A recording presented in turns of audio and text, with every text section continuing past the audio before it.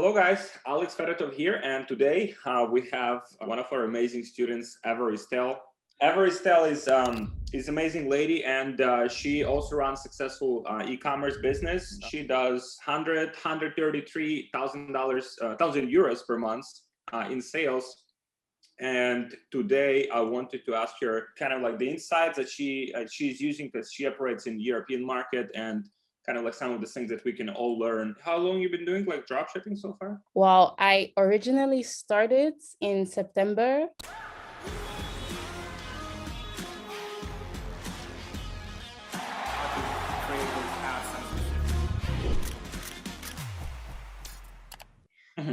So the first time I dropshipped was in September.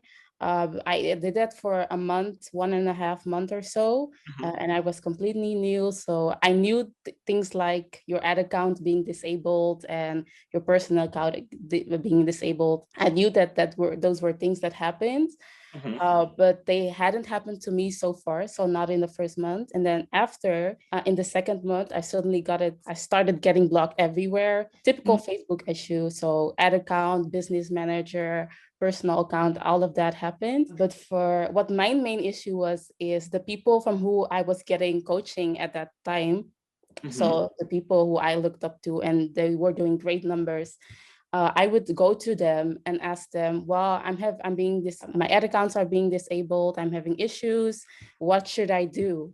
And at that time, so around the US elections, everyone was getting blocked everywhere, at least here in the Netherlands and Belgium, where I live and where we are drop shipping. They were getting blocked also. So the people who I was getting advice from, they wouldn't be able to tell me what to do. So they were saying, well, we are having the same issues. So everywhere in the Netherlands and Belgium, everywhere where me and Wouter, who is my boyfriend, where we would go to, they would tell us the same, that we are having the same issues. There's nothing that we can do. So after that, everything just stopped. Basically, I didn't drop ship from starting October. So somewhere in October up until December. In December, Wouter started drop shipping it again. A few weeks later, I joined your course. At the end of December, really the 22nd of December, it's when I started drop shipping again. So for the first time since I stopped in October. That's nice. And then in January, you already done like over 100K. Yes. It's pretty fast progression.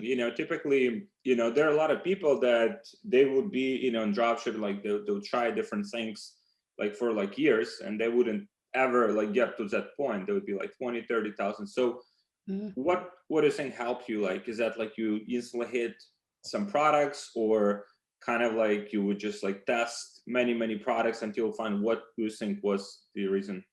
Well, actually, I was only selling one product. So I did 130K, 130T with just one product. I was selling just one product. So it was my first winner that I found in just the first week that I started, that I was selling. So that did the 130K. The reason I think it went so well is, of course, I was lucky that I also had Wouter, who already started, but it's mainly just the strategy, I would say, that there's not really, it's not being lucky, because I believe that with any winning product, I could have done the same. So it's just strategy, just knowing what you're doing, focusing on content, which is really what I focus on. Content is everything. The way it's not about the scaling. It's not necessarily about the product either. It's really about the content and making sure that it appeals to people, so they don't get bored. And that way you can scale up easily. So in terms of content, like how do you approach it? Like what type of content do you use? Like is it videos, is that images? What works for you? We only use videos, and we also use GIFs to advertise with. The way we do it, we really approach it as we are a content machine, basically. So from the moment that the product starts doing well, it depends on how you do it. So if you have someone in-house who can make you videos, you can use that person. I didn't have someone in-house at the time, so I would just reach out to a lot of freelancers and make sure that I always had freelancers who were making content for me. So that way, because we use dynamic creatives that way, because it's really about the click-through rate, right? How appealing is the video? How much do people like it? And based on that, you are able to sell a product for a long time or not. So I would just make sure that I would have a lot of videos that were doing great. And based on that, people were getting hit with a lot of different content, and that would make it easy to scale up. So in just in 3 weeks, I think I don't even remember, but when I started, I think a week or so, 2 weeks later, I was already doing 1K with that product, even though I had ad account restrictions and I had also limits. So I wasn't able to scale up the way I wanted to. So I had budget limits, but it was really the content. It's the content that made it possible to do that. Do you typically take like content from like YouTube videos, or do you have some original content as well? It's a mix. So we would use, well, in the beginning, I would say, well, that's how I did it. I didn't make content because I wasn't even sure if it would be a winning product or not, especially beginning then. I would say, well, I'm not going to spend money on a video from which I don't even know if the product will sell or not. But from the moment that we left that phase. So the moment that I left that phase and I knew that the product was doing well, that's when I started created my own content. Well, I had freelancers do it. So all the other content that we had after that was made. That's interesting. So in terms of like how many pieces of content do you think you've tested so far? Like, was that one product? How many? Honestly, I wouldn't even be able to tell you. I think, honestly, I would ask for 10 videos at least every week. Every week. Every week. So like I said, it's really you really need to be well. Wow. The product was doing well, so it was easy to spend money on that. But from the moment that I knew that, okay, this is a winning product, it's doing well, I would ask for new videos every week. So every week we would have new videos that we could try, because there are videos and you're not sure what will appeal to the audience and what not. So you just need to make sure that you always have content. And that product that I was selling in December, I'm still selling it today. So it's really the content. I would ask for new videos every week and just make sure that, like I said, like a machine, like a factory, that you always have a backup, you always have new ones. Have you been able to, because I think a lot of people like manage to scale somehow, like with one piece of content, like one winning video, right? Like for a long period of time. And then obviously it dies, eventually everything dies. But the challenge is like, for example, and, I always say about this, like you have to test a lot of content, because like at some point your main content, piece of content will die, your main ad will die, but people try to beat that control, that main like winning ad, and they simply cannot. It's like the main like video, like, or a piece of content still outperforms. Have you been able to outperform your main piece of content with new variations that you have tested? Yes, I would have times because... Hey guys, people have been asking me how we scale to multiple 6 figures or even 7 figures per month without getting shut down on Facebook. And we have a very sophisticated solution for this that I want to share with you, but it's just like too valuable to give away for free. So if you guys want this solution, just book a call with one of my team members and we'll show you exactly what it is and how it works, and we'll see if that's a good fit for you and for your business. So just book a call with my team member. We'll share it with you so you can scale your business to multiple 6 figures or even 7 figures per month without getting shut down on Facebook, without having inconsistency, and with high profitability. So just book a call with my team and I'll see you there. Like I said, I started that product. I started selling it in December. So around the end of December, and I'm still selling it now. So of course there would be time that it would seem like the product is dying down. It's not doing that well. And then we would have another video and it will just go up just like it was in the beginning. So like it's a completely different campaign with completely different videos. Like it's a new product, basically. That's how it would seem just because we had another video. So that's such an interesting piece of insight, because a lot of people are saying like, yeah, the product is saturated. That's it, fuck it. Like we're done with it, right? I don't believe that. I don't believe in saturated products, especially now that I know with like I said, with the videos, it's not that your product is saturated, it's that the video is saturated. And especially if you're using other people's content, so you get it from AdSpy and so on, those are videos that have been advertised by so many people that sometimes if you advertise them, yes, of course, if the product is a winning product, you will still be able to tell. you will still be able to tell because it will do well, but the product lifetime will only be a few weeks or a month. And after that, it dies down because people have already seen it. So you're only reaching the few people who are left who haven't seen it, or maybe the people who bought it before and liked it, or whoever else you're approaching. But if you make sure that you can, and I truly believe that, if you can make sure that you always find new videos, and just to be able to know that you need to test videos every time, and not just the videos, everything, all the creatives, your ad copies need to be different, your description needs to be different. So you need to try out and test out different things. And based on that, I truly believe that you can sell a product for months. So those like 100K months, basically 6-figure months, that was like in what market? Like Netherlands and Belgium? Yes, only in the Netherlands and Belgium. Wow, those are pretty good numbers, considering it's just one product in two relatively small markets, like collectively it's like what, like 10, 15 million people or something, right? Yeah, something like that. Wow, that's pretty good. That's pretty good. I think that like, that insight, you guys, if you implement it, it will make like a big difference. Once you have something that's working, just like go all in on the content.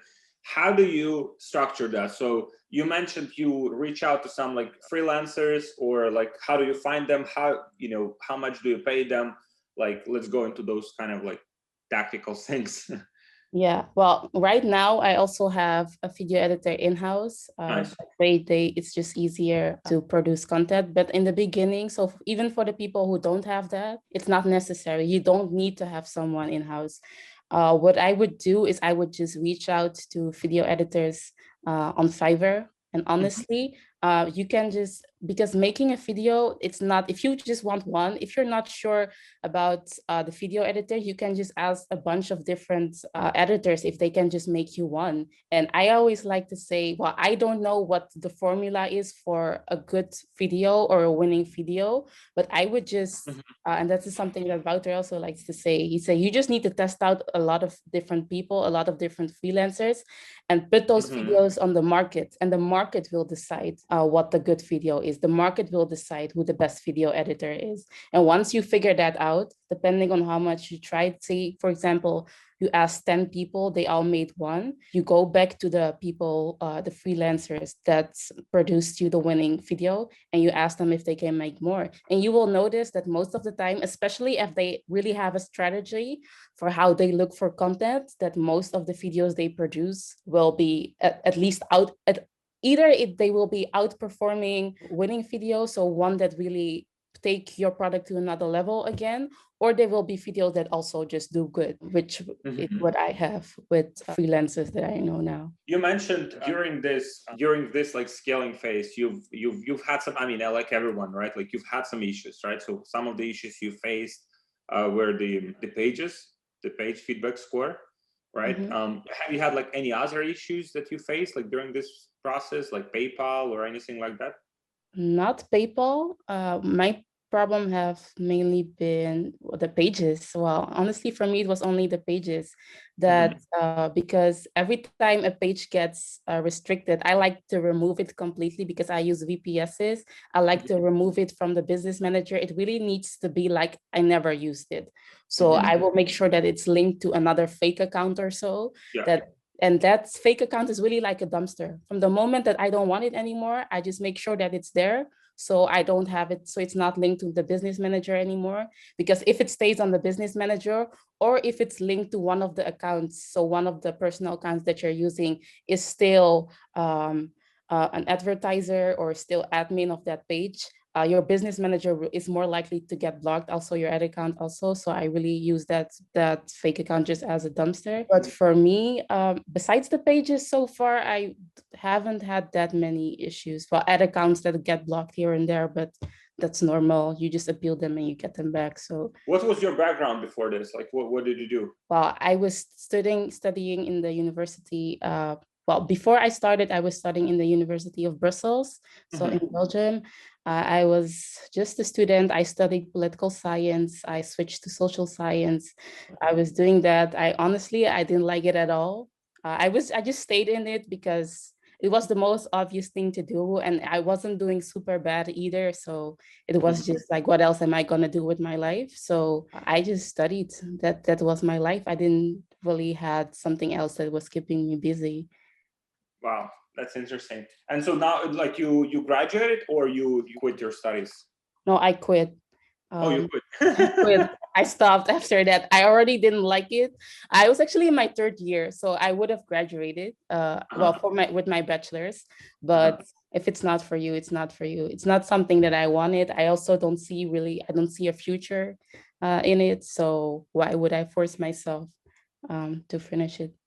That's interesting. You're like full-time entrepreneur pretty much, right? Like, how do you feel? Like, do you feel that's exciting experience or like challenging? Like, how do you see it? Well, I love it, first of all. I really enjoy it. Is it challenging? Of course. Sometimes, like I said, pages get restricted, ad accounts get blocked, whatever your issue is, right? You could have, like, I know with me, with some of the pages that got blocked, I had campaigns doing great. And because of the page got restricted, I, for some reason, couldn't just switch the page. At least I know before that was possible, but right now I was having the issue where that wasn't possible. So I had to start a campaign all over. It's a campaign that was doing great. And do it again. I started the same campaign, the campaign that I have now, or at least the product, that winning product in the beginning. I started it over at least 8 times by now, just because I was having so much issues. So of course that's challenging, but at the same time, I wouldn't have it any other way. So I still prefer doing this than going back to school or whatever else. Cool. So what is kind of like, how do you plan to expand from here? Like, do you want to have like multiple of these? Like, is that like one product store, like niche store? How do you structure it? It's a niche store. When we started, it was just we were selling that product, but I have a niche store in the Netherlands and Belgium. I'm expanding to Germany, at least the German-speaking countries, soon. So by either this weekend or next week, we should also be there. And my goal is just to expand to as many European countries as I can, and just have a store everywhere, basically. Do you plan to do anything about the VAT, like in July, that change that they are planning to implement? Yes, we are moving. Actually, we are just moving out of Belgium because that rule mainly applies for the people who live in Europe. And from the moment that you're out of Europe, even if you're selling it, if you're selling here, it's harder for them to track. So we are moving to Panama, and one of our suppliers already said, well, even if they would try to make you pay something, it would be like €1 maybe per product or something. So it would be so much less than if we stay here. So yeah, we're moving. How do you feel about like moving, like, because you were born in Belgium? I'm born in the Netherlands. I moved to Belgium later, yeah. How do you feel about like, so you have a family, like living all with your family and just like moving out of country? Yes, so I live with my family now, but I'm really excited. I'm really excited to just go somewhere else, and also I want to get to know, because now in the group, I kind of know about her and I've met some other people, but I just want to be surrounded by other people who are also entrepreneurs and just learn from them. And I feel like I'm being restricted here because I live with my family. My friends aren't entrepreneurs. They don't have e-commerce. They're not into e-commerce. And it's even hard to talk to them about it because they're not in that world. So I just want to be surrounded by other people who do what I do, people who do way better than I do, and just learn, honestly. 100%. For the same for me, you know, like we moved like three, four countries last few years. Just, you know, looking for the better environment, you know, for the business, for the, you know, for opportunities, for the communities, you know, that we can be part of. Sure, that's a big one. So how do you plan to like expand? You want to have like multiple of these like niche stores, or you just like expand like in different countries in Europe and different markets, just translating, for example, we have a winning product and translating it to different languages? Yeah, that's more my strategy. So the latter, that we just have the same store and we go to more and more countries and translate it and make sure that we sell them there. So that's my main goal for now. In the future, I would also like to go more into branding. But for now, my main goal is just expand to as many countries as I can and just make sure that the products that are doing well, that they get sold to as many places as possible. That's awesome. So in terms of margins, what do you typically like profit margins that you typically like average on a monthly basis? On a monthly basis, I would say around 25% profit margin. Okay. Yeah. That's pretty good.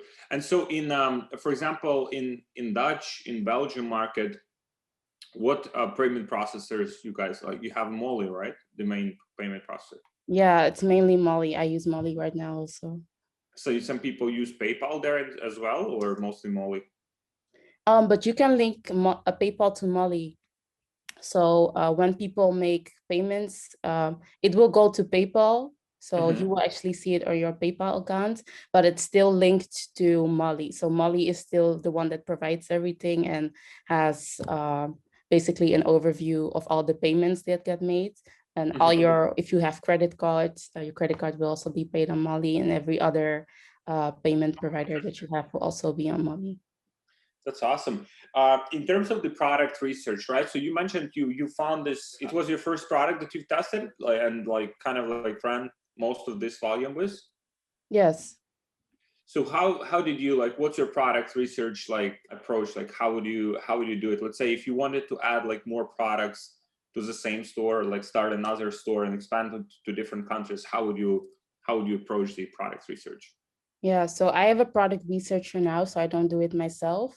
But for me, the main criteria is, of course, that it can't be too old. I like to say, well, it's 2021 now, so make sure that you find product that were advertised in either 2020 or 2019, the latest, because as I said, I don't really believe in product that are saturated and so on. But I also believe that if it was a product that was advertised in 2016, which is 5 years ago now, that it will be way harder to get it to sell again. So I like to say, make sure that it's a product that was advertised in the last 2 years at least. That way we have a chance of being able to scale it up and find content and that is of good quality.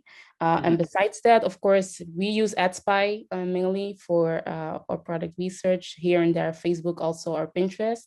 And I will just tell her, well, if we're using AdSpy, I would say make sure that the likes or the daily likes or the total likes is at least above 1,000, the daily likes around 50 to 100 and so on. And then based on that, we kind of already know what's doing well. And we use that as the base to know if to test the product. It doesn't necessarily mean that the product will it's guaranteed to do well, but the chances are higher. Awesome. So what would be your piece of advice to, let's say, someone who, because again, not everyone who starts just like few months and already does, 6 figures per month. What would be your advice to people who are like starting out? Maybe they do like $20,000-$30,000 per month, they cannot scale, or, they're like struggling for a long time. What would be your advice for those people? My advice for those people would definitely be to not be attached to your product. You really we are entrepreneurs. You need to try and test everything. You cannot decide for the market what they will like. So even that in December when I started, the first product that I tested happened to be a winner. But even if it was not the case, I would have tested out as many as I can. So you test out as many products as you can, and you scale them up based on that. So you see what does the market likes, and then I would say you use the content strategy that I talked about in the beginning. So you reach out to different freelancers, and definitely also don't spend your money. If all the profits that you make, really reinvest it into the company. Don't go out there, you have a 20K, buy stupid stuff that you don't need. Reinvest all your money into the company. Make sure that you do coachings. You have to learn from people who know more than you. How are you because you are, if that's your main concern, if you're just making money or spending it and other people are doing higher numbers than you, then you're just sitting there thinking, why am I not doing that great? It's because they are learning from others. They are being wiser and smarter with their money. So you should be also, 20K a month is not that much. So use that to reinvest it into the company, do coaching, make sure that you learn from other people, because honestly, knowledge is power. That is what's gonna make you do big numbers, definitely. So that would be my main advice. Focus on the content and learn from others, those two things. That's awesome. Thank you, Evaristelle. Thank you very much. I think it was a lot of those things about the content, I think that everyone can implement, and especially, a lot of people that already have like a winning product or several products that are doing well, and they just again, this thing product died and that's it. They just abandon it. While you also see some other brands and people just selling. For example, in we have niche stores that we run for the last 2 years. The same products. And I mean, obviously it's up and down, up and down. It's it's not for example, 1 month it can be $500,000 per month. Another could be $1 million, but it's up and down. But at the end of the day, it's but we tested also so many pieces of content, and I think that is good. It resonates so much with me personally that you also found that to be the case. Yeah, definitely. I really believe that's the key to everything, because even big brands, if they started with billboards and they notice that the world keeps changing, right? In the beginning, it was only billboards. Then they started advertising on television. Then it went to social media, and they are improving too. They are making sure that it gets seen everywhere, and they're also making sure that it's different. So you have to think the same. You have to think alike and do what they are doing also. A lot of people treat it, I guess, as a lottery, right? You just put it somewhere there, and hope it will work, right? Definitely. Cool. Thank you, Evaristelle. What an amazing conversation. Thank you for agreeing to this. And I hope to interview you and have another conversation once you're at 300, 500, or even $1 million per month. And then, we have another amazing conversation. Okay. Thank you for having me. It was great talking to you. Yeah, thank you. Thank you everyone who watched, guys. Yeah, we'll probably include, if you want to connect with Evaristelle, then we'll include her Facebook or something, so you can connect with her or follow her on Instagram. And thank you everyone who watched.